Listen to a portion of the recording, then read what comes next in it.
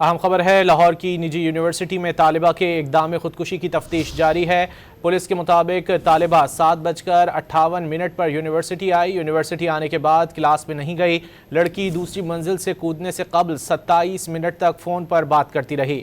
مزید جانتے ہیں ڈان نیوز کے نمائندے وسیم ریاض سے۔ وسیم، تحقیقات میں مزید کیا تفصیلات سامنے آ سکیں؟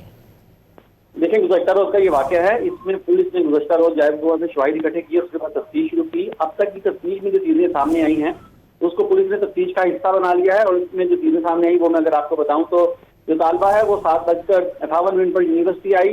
یونیورسٹی آنے کے بعد کلاس میں نہیں گئی، اور تفتیش میں یہ بھی بتایا گیا کہ لڑکی نے دوسری منزل سے کودنے سے قبل 27 منٹ تک ایک فون پر جو ہے وہ کسی سے بات کی۔ 8:30 پر لڑکی نے دوسری منزل سے جو ہے وہ چھلانگ لگائی۔ طلبہ کو کودنے سے قبل آخری کال موبائل فون سے ڈیلیٹ کر دی گئی۔ اس میں تفتیش میں یہ بھی بات سامنے آئی ہے کہ بھائیوں نے لڑکی کا پرانا موبائل خراب ہونے پر وقوع سے ایک روز قبل جو ہے وہ نیا موبائل لے کر دیا تھا۔ لڑکی نے دونوں بھائیوں کو تفصیلی بیان ریکارڈ کا کیے جا رہے ہیں، جن کو بھی تفتیش کا حصہ جو ہے وہ بنایا جائے گا۔